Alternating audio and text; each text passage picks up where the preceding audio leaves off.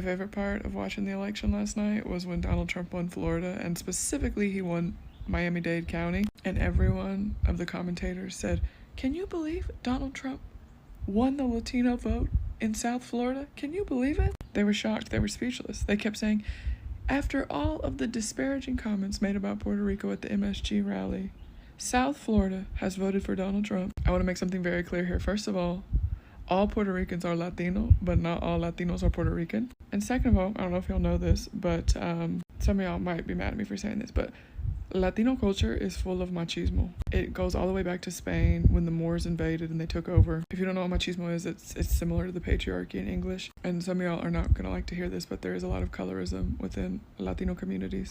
And for years, people have been predicting that Latino votes would eventually swing to the right wing because their values are what people would consider more traditional, and they typically align with the right wing. When you add in the fact that Miami-Dade County specifically has a very high Cuban population, and the Cubans, coming from a communist country, are very anti-left, even though there's absolutely no communist party in the United States. Well, between the Democrats and the Republicans, neither one of them motherfuckers is communist, and neither one of them's ever gonna be communist. But y'all don't want to hear that because Kamala sounds like communist. So while the news commentators are super surprised that Trump won South Florida and the Latino vote, those of us who have been paying attention are not surprised at all.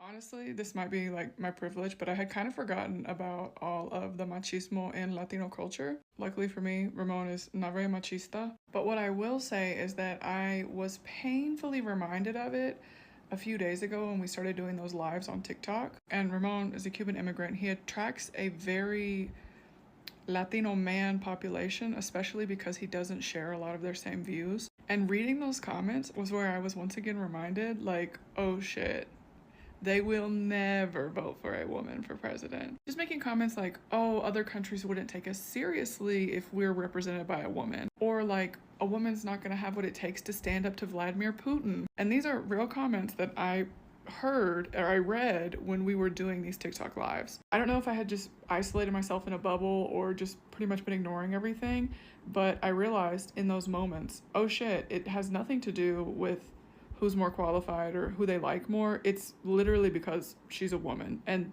that automatically disqualifies her, in their opinion. And another note about Latinos voting for Trump and y'all being surprised about this. When me and Ramon first started dating, he told me this phrase, and it bounces around my head a lot whenever I'm like, how can people who immigrated here vote against immigration? Or when I hear them say that they don't like socialist policies after they have directly benefited from socialist programs like humanitarian parole, Social Security, EBT cards. He told me, mi gente se monta en la guagua y se olvida lo detrás. In English, that means my people get on the bus and they forget about everything behind them.